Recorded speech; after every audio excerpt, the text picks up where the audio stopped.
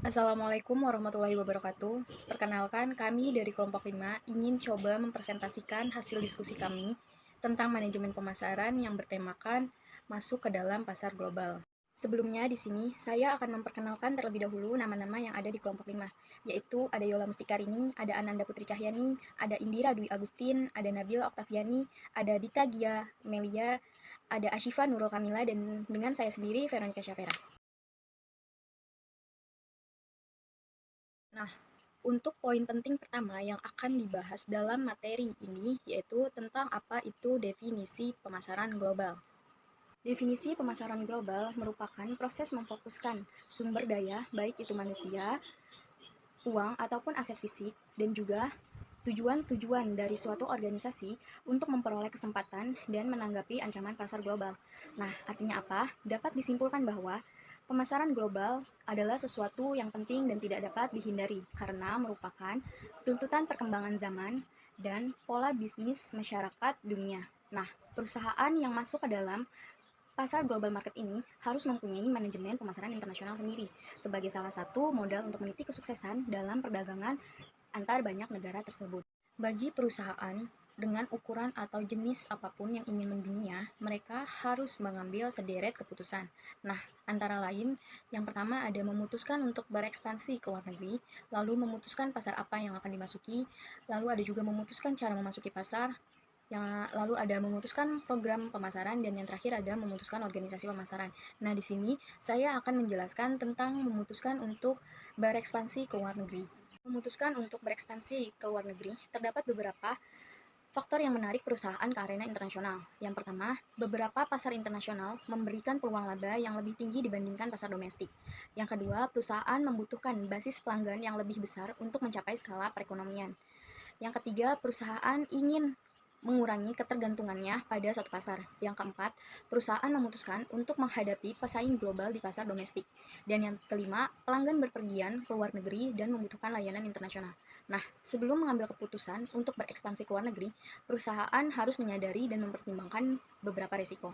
Nah, risiko ini antara lain, yang pertama, perusahaan mungkin tidak memahami preferensi asing dan bisa gagal menawarkan produk atraktif yang kompetitif. Lalu yang kedua, perusahaan mungkin tidak mengenal regulasi asing dan mengalami biaya yang tidak diharapkan. Yang ketiga, perusahaan mungkin kekurangan manajer dengan pengalaman internasional. Dan yang terakhir ada negara asing dapat mengubah hukum komersialnya, mendevaluasi mata uangnya, atau mengalami revolusi politik dan menyita properti asing. Beberapa perusahaan tidak bertindak sampai ada kejadian yang mendorong mereka ke arena internasional. Proses internasional biasanya terdiri dari 4 tahap. Satu, tidak ada kegiatan ekspor reguler. Yang kedua, ekspor melalui perwakilan independen. Yang ketiga, pendiri satu atau lebih anak perusahaan penjualan. Dan yang terakhir ada pendiri fasilitas. Keputusan untuk masuk ke dalam pemasaran global yang kedua adalah memutuskan pasar mana yang akan dimasuki. Nah, saat memutuskan pasar mana yang harus dimasuki, perusahaan harus mendefinisikan tujuan dan kebijakan pemasarannya, seperti satu, berapa banyak pasar yang akan dimasuki. Perusahaan harus memutuskan berapa banyak negara yang akan dimasuki dan berapa cepat mereka berekspansi. Dan yang kedua, ada pasar negara maju versus negara berkembang. Salah satu perbedaan yang paling menonjol dalam pemasaran global adalah perbedaan antar pasar negara maju dan pasar negara berkembang. Kebutuhan dunia baru atau dunia berkembang yang belum terpenuhi mempresentasikan pasar potensial yang besar bagi makanan, pakaian, tempat tinggal, elektronik konsumen, peralatan rumah tangga, dan lain sebagainya. Pemimpin pasar bergantung pada pasar negara berkembang untuk mendorong pertumbuhan mereka. Mengevaluasi pasar potensial. Sebuah perusahaan telah mengumpulkan sederet pasar potensial untuk dimasuki. Banyak perusahaan lebih suka menjual ke negara tetangga karena memahami negara ini dengan lebih baik dan dapat mengendalikan biaya mereka dengan lebih efektif. Tidak mengejutkan bila dua pasar ekspor terbesar Amerika Serikat yaitu Kanada dan Meksiko atau perusahaan Swedia yang pertama kali menjual ke negara Skandinavia tetangga mereka. Secara umum, perusahaan lebih suka memasuki negara-negara, yaitu yang pertama ada negara yang mempunyai peringkat lebih tinggi dalam daya tarik pasar, yang kedua negara yang resiko pasarnya lebih rendah, dan yang ketiga di mana perusahaan memiliki keunggulan kompetitif. Cara memasuki pasar asing. 1. Ekspor tidak langsung dan ekspor langsung.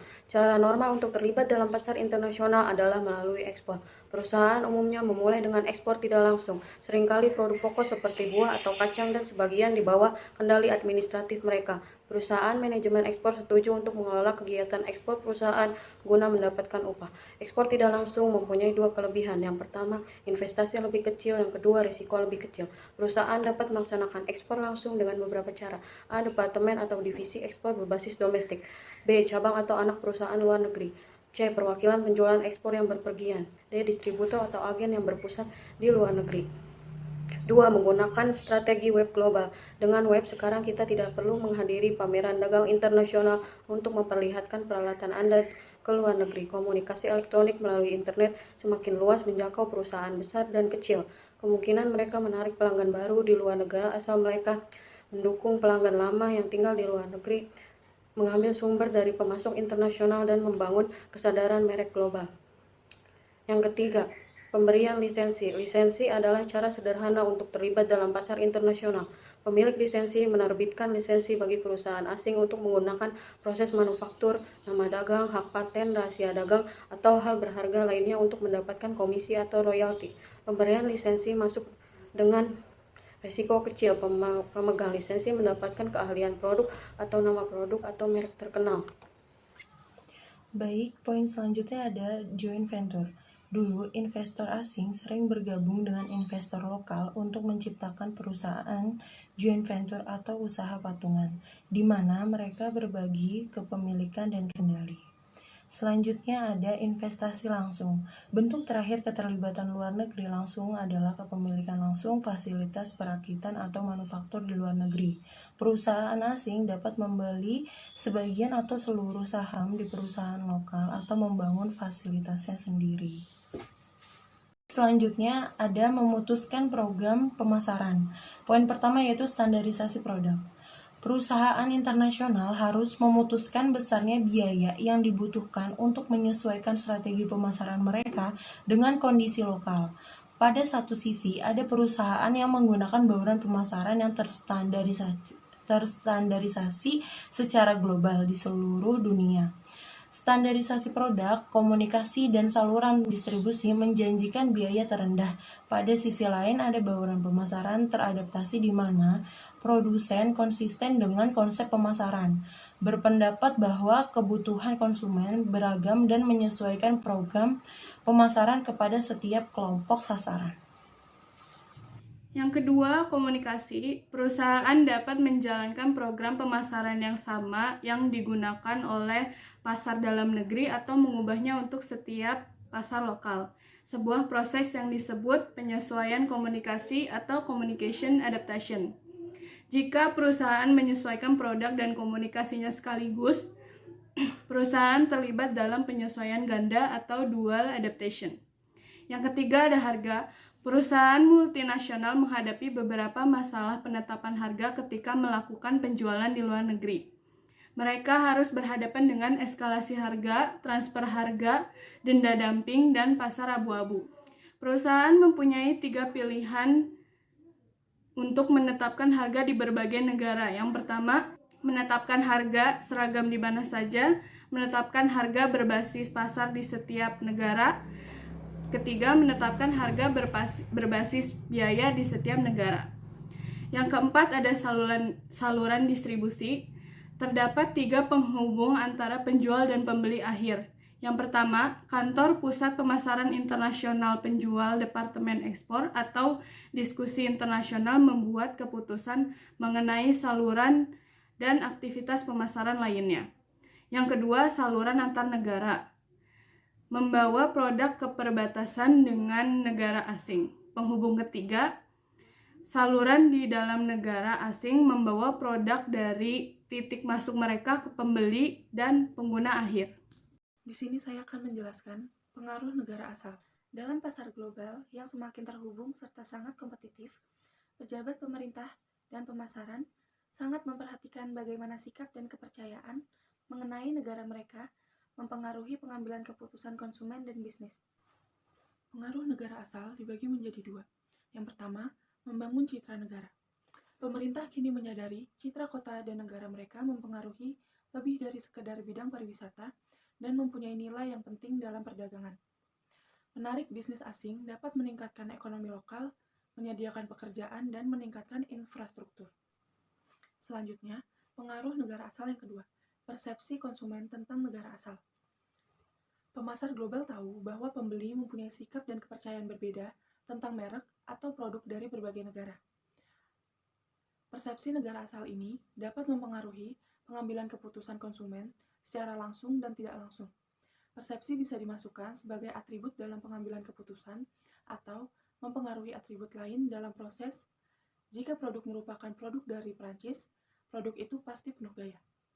Fakta bahwa merek dianggap berhasil di panggung global dapat meningkatkan kredibilitas dan rasa hormat.